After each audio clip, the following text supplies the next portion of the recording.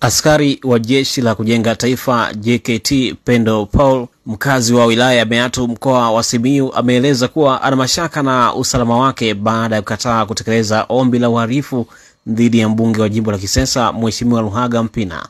Kwa mjibu wa Pendo, amesema mnamo Machi 6, 2025 majira ya saa 12 jioni alipigiwa simu na mtu aliyejitambulisha kwa jina la Msambuga, ambaye alimuuliza kuhusu uzoefu wake katika Jeshi la Kujenga Taifa na matumizi ya silaha.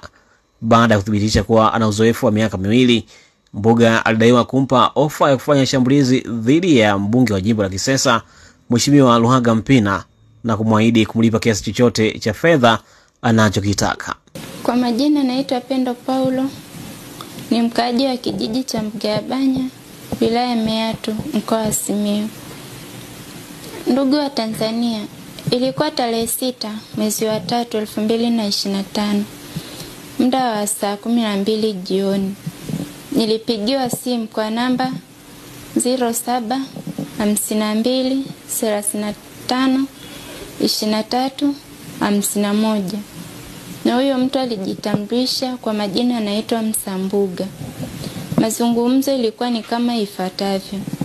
Aliniuliza, bila shaka naongea na Pendo Paulo. Nikamwambia ndo mimi. Akaniuliza, JKT umekaa miaka mingapi? Nikamwambia nimekaa miaka 2. Akaniuliza, unajua kutumia silaha? Nikamuuliza kuna shida gani? Akasema nijibu bora usiogope. Nataka nikupe kazi. Mimi nitakulipa pesa yoyote utakayotaka. Ila nikukabidhi silaha ukafanya mashambulizi kwa Luhaga Mpina, mbunge wa jimbo la Kisesa. Nikamwambia siwezi nikafanya kazi haramu kama ile. Kama una pesa kawagawie maskini wasiojiweza. Akakata simu. Alipokata simu mimi nikampigia, hakupokea. Nilikaa na hilo jambo ndani ya siku 4 bila kumwambia mtu yeyote. Tarehe 11 mwezi wa 3 2025 mida ya saa 5 asubuhi nilipoti hilo jambo kituo cha polisi Meatu na nilipokelewa na Afande Shafi. Nikamweleza shida yangu. Baada ya kuripoti kituo cha polisi, niliambiwa nitapigiwa simu siku ya Jumatano. Siku ya Jumatano ilipita, sikupigiwa simu wala sikupewa taarifa yoyote. Tarehe 13 mwezi wa 3 nikamtafuta Afande Shafi, nikamuuliza kinachoendelea. Majibu alionipa ni kwamba nisubiri nitapigiwa simu. Sikukata tamaa. Nikampigia simu mkuu wa kituo cha polisi wilaya ya Meatu tarehe 13 mwezi wa 3. Yeye akasema nisubiri nitapigiwa simu. Toka nitoe taarifa kituo cha polisi Meatu, leo ni siku ya 4, sijapewa taarifa yoyote zaidi ya mimi kufuatilia. Najiona nipo kwenye hatari kubwa zaidi, kukataa mipango ya uhalifu kwa mtu mwenye uwezo mkubwa wa fedha, na mimi nikiwa mtoto kutoka familia maskini. Na hivyo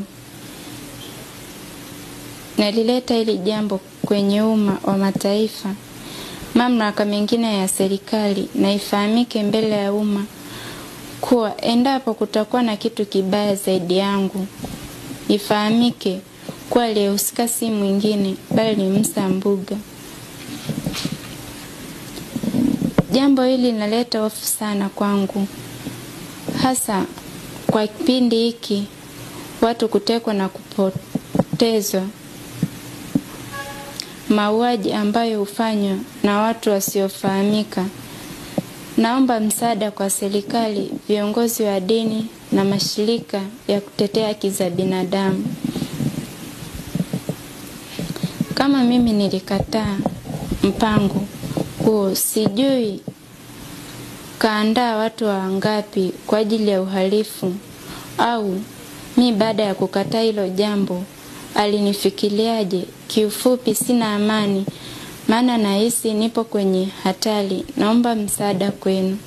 Baada ya maelezo hayo, tukafanya juhudi za kumtafuta kamanda wa polisi mkoa wa Simiyu, kamishna msaidizi wa polisi ACP Edith Swebe, ambaye amethibitisha kupokea taarifa hizo na kueleza kuwa uchunguzi bado unaendelea kutokana na unyeti wa swala hilo. Ni kweli tumepokea hizo taarifa na yeye anafahamu kwamba tunaendelea na uchunguzi. Sasa labda tu muombe awe mtulivu wakati taarifa zinashughulikiwa. Lakini kweli tumepokea hizo taarifa. Zingine kuja kwake kituoni, lakini zingine kupitia vyombo vya habari. Sasa haya mambo huwa yanashughulikiwa kisheria. Labda yeye mmemhakikishia usalama kwa kiasi gani ili aweze kupunguza walau mashaka? Hizi taarifa mwandishi zinachunguzwa. Sasa akisema hakikishio usalama, yeye anajua alichoambiwa. Takapokuwa tunasema usalama wake upo au haupo, tutategemea na uchunguzi.